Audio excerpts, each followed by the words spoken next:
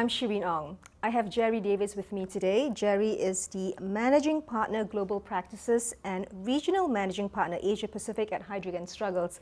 Now, Gerry, you've spent about 30 years in Asia. Now, that's a long time.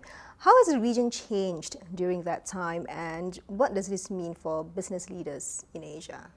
Oh, it's changed dramatically, Shireen. I think over the 30 years, it's moved from what was relatively an economic sideshow to the main game in Europe and North America, to one where it has become the main source of interest, a huge source of dynamism, source of talent, source of ideas, source of energy, and really source of survival as we go forward in this economic malaise, because I think every major business now understands if they don't understand, they can't leverage, they can't position effectively within Asia, then they won't be a major player in the market going forward.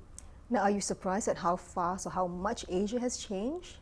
Yeah, I am, continually, because the half-life of significant change seemed to be 10 years, and then you look back and say, I saw that, but the next period it seemed to take 5 years to see the same level of change, and it's continued at that sort of exponential rate. We've seen markets open up, we've seen massive movement of human capital and talent across border, we've seen local businesses rapidly globalise, to, in some cases, from being small software services businesses to becoming global leaders in what seems to be an overnight, where in fact may have been 4 or 5 years, but in global terms these changes have occurred very, very quickly. They've had massive impact and caused enormous disruption, but also provided enormous opportunity, I think, for people in this region. And will Asia continue to lead the way? I think they will, because I think we in Asia have energy, we have a need, we demand to succeed, we're not happy to compromise, and we don't have any view now that we are happy being second best. I think we have a view that our view is as valid, as legitimate, if not superior to what we've seen, practiced or articulated in the Western economies. So I don't see us stepping back at all. Now, in many Asian countries where there is a culture of deference, how are companies grooming their leaders?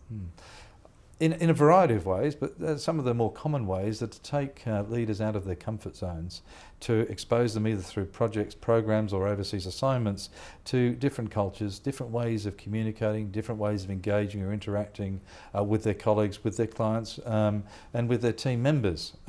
Because I think in many hierarchical societies, the senior executives aren't always comfortable inviting challenge, suggesting debate, encouraging contention, and responding appropriately to that. So there are many approaches. Some of it comes through in coaching individuals and helping them learn these sorts of skills, and others come through direct and specific work assignments or programs.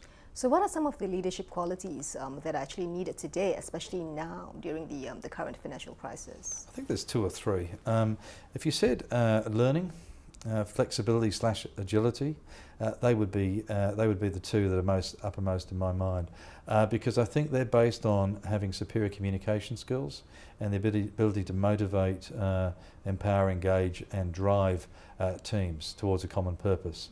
So flexibility, agility, I think are paramount, because that has been the one overriding characteristic that we've seen in this market, and it's not going to change anytime soon.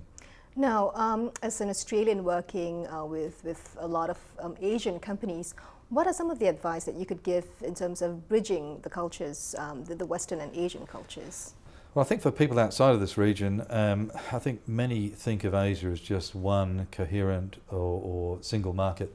In fact, it's not, and it's also true that it's not one single or coherent culture, and indeed is not one single or coherent generational group.